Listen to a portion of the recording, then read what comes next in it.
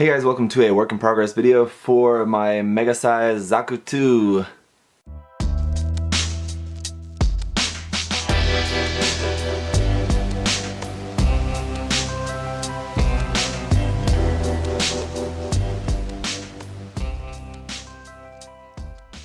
So this is the first of what will probably be a pretty long work in progress series. I hope to show as much of this build process to you guys as I can. It's been a while since I've done like a really good work in progress series for a build, so I want to try to do that with this build. And just once again, this is a build off that I'm doing together with Henry, Vegeta 8259 there, a good friend of mine. We've been wanting to do this build off for a while, and I'm sure actually he's probably way ahead of me in terms of the build off. I've just been behind. It's just busy. Anyway, but I'm getting started. I think probably, I don't know, I think both of us we're not really intending to go like really super crazy in terms of like modifications and stuff to the kit. I know Henry has a few things in mind, I have a few things in mind, but the majority of what I'm planning on doing is all kind of little stuff, but it is a big kit to work with, so I think there's a lot of space. So I think like as I go along, I'm just going to keep finding stuff that I'm going to want to do with this, so I have a feeling that there's a very good chance that it is actually going to end up taking a lot longer than I'm currently expecting to actually finish this kit. But all of my other kind of active works in progress are now wrapped up, so I'm planning on devoting all of my working time on my own projects, my own project working time, all devoted to this kit until it's done. So in this first video, I just want to kind of just talk about my first kind of initial planning process. I won't really get into any work at the moment, but we'll just talk about kind of what are some of my plans about the kit so far. As you're seeing it now, this is the pose that I will be doing this. I haven't decided exactly if I'm going to actually like fix the joints either with pegs or with glue or whatever, but I am building this with the intent that this is going to be just fixed in this pose, because once again I'm building this and then when it's done I'm going to be giving it to my friend in Japan who owns a cafe for this just to be a display piece in his cafe, and so therefore it's just going to be in one pose. So this is the pose that I'm going to go with. I originally was thinking of just scratch building a weapons rack for the shield, so sort of similar to like the HG more recent Zaku kits, the high mobility type Zaku kits that have a weapon rack on the shoulder where you can put the bazooka, the heat hawk, and the machine gun all attached onto the shoulder. But with this kit being so huge and with the bazooka being so huge and long, it just kind of looks a little bit odd when it's all on the shoulder. It looks like too much there on the shoulder. I think it looks okay if this were a high mobility type where it has more bulk in the lower legs, but it just makes it look, it throws off the proportions too much to have that much stuff on the shoulder. So I just went for a little bit more of a classic pose here, just a machine gun in the hand, the bazooka on the back skirt where it's attached there. But what I'm going to do with the heat hawk, I am going to do something a little bit customized with this. I'm just going to set the heat hawk on the back skirt as well. I'm just going to make that so that will attach onto the back skirt just underneath the bazooka, so that will be on there as well. I don't really like the heat hawk attached onto the side as it is on a lot of kits. Was thinking about possibly attaching it onto the shield like here or something, but I want to use the shield for painting.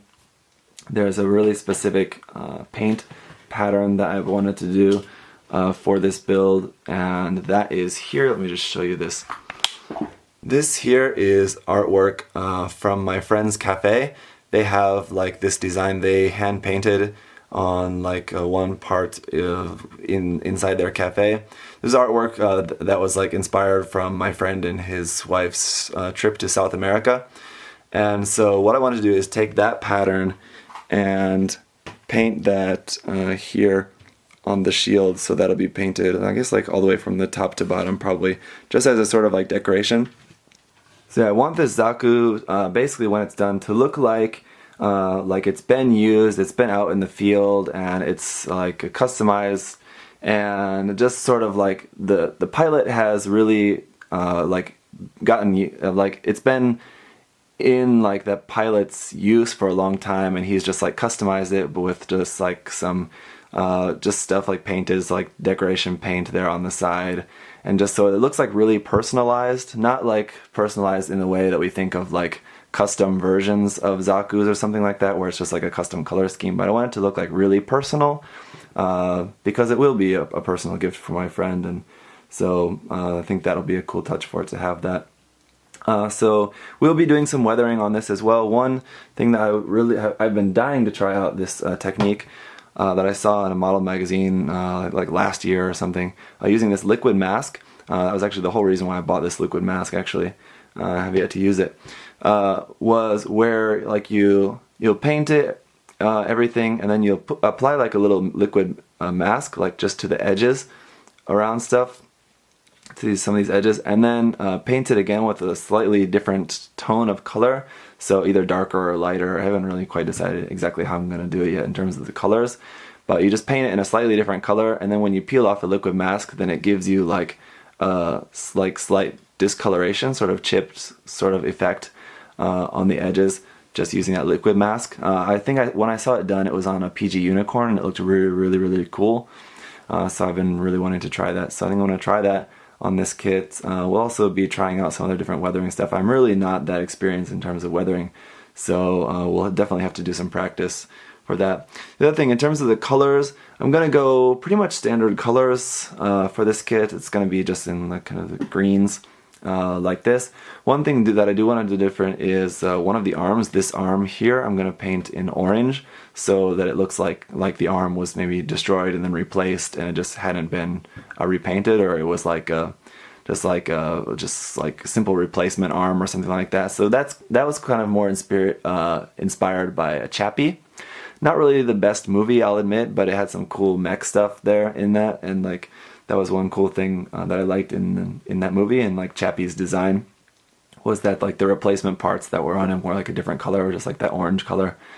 So that's what I wanted to do with this. I've been wanting to try that out as well, so I'll do that. So another thing that I'll do along with that is that I do plan on adding a little bit of some like extra details, and like changing some of the details on this kit with some chisels and things like that.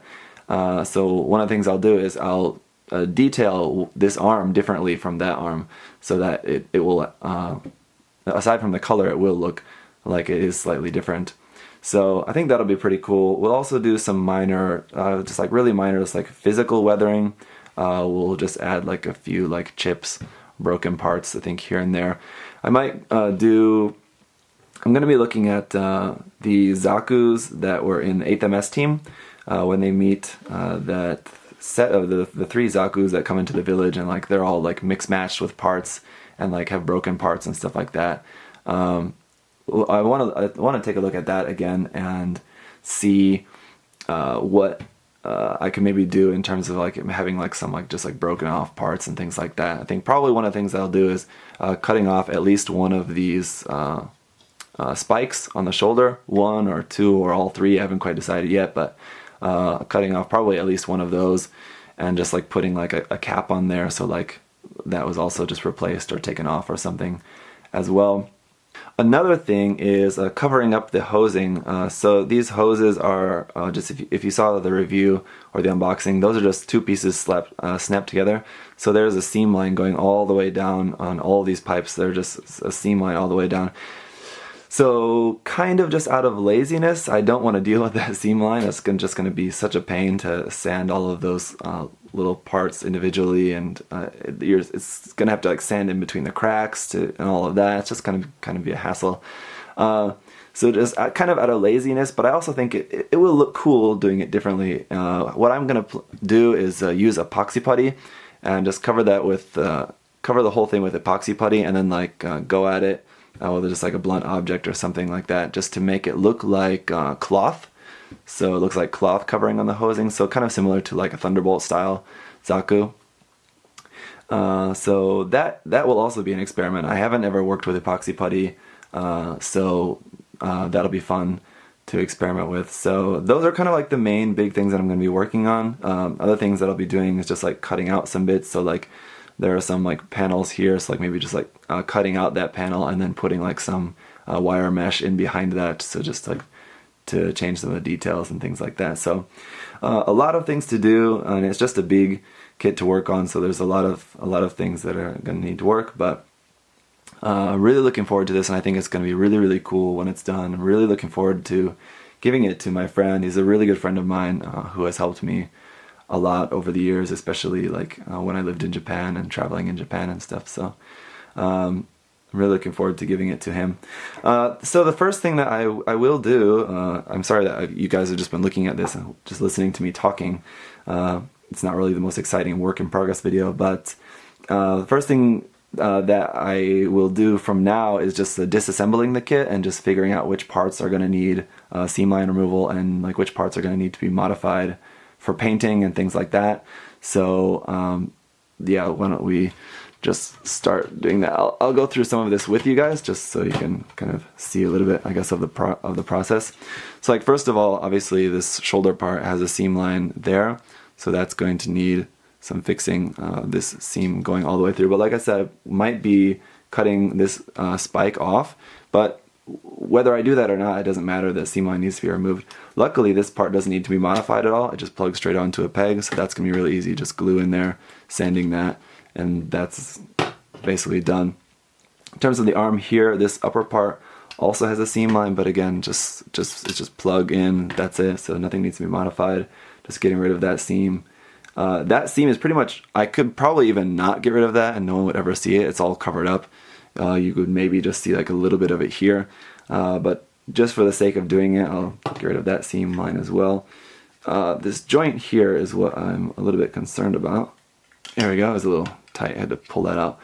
But as you can see, this lower arm, that will be really easy as well. The polycaps are really tight. Once they get paint on those, they're going to be really hard. But just getting rid of that seam line there, and then I've just got this whole part here. This is all going to be painted in the same color, so I think it doesn't really matter.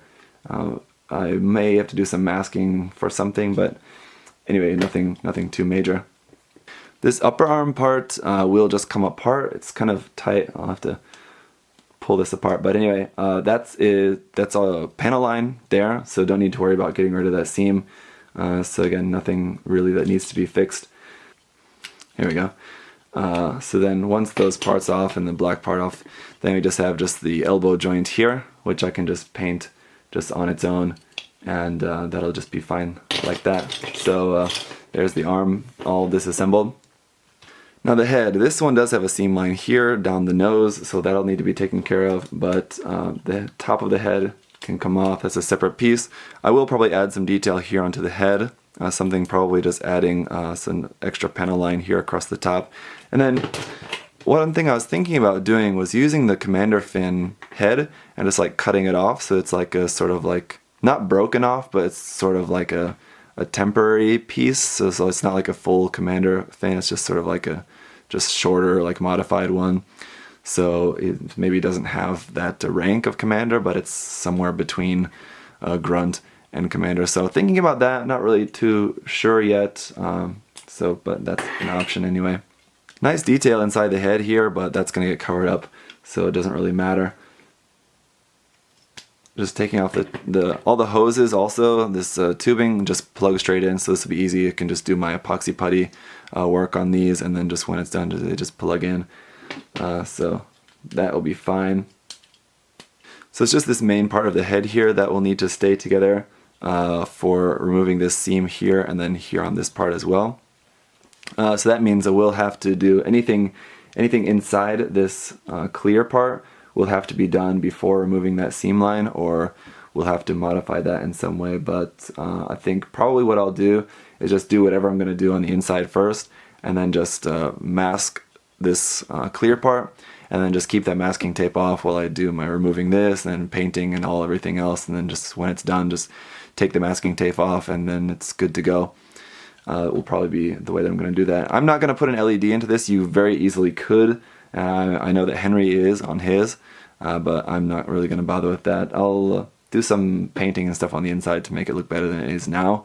But as it is, there we go. These parts are a chore to get apart, especially when I'm trying to do it in front of the camera, but you can see what the inside of the head looks like. So as you can see, it would probably not be too difficult at all to put a battery pack just here inside the head. You have to cut out some of these parts a little bit. You could very easily do that, and then just put like the switch here at the back of the head or something even. Could definitely be done, and just have the LED just there in the eye. So nicely, we have all those clear parts in there. This also could, probably be modified that I could just slide this clear part in later. So like just cut off these little pegs here at the bottom of the clear part so that it can just slide in and out. But again, I won't really bother with that. I think I'll just mask it off. The weapons all of course have seams, so that all need to be taken care of. The leg here as well, these are some of the most egregious seams on the kit. It's just here on the front of the leg there.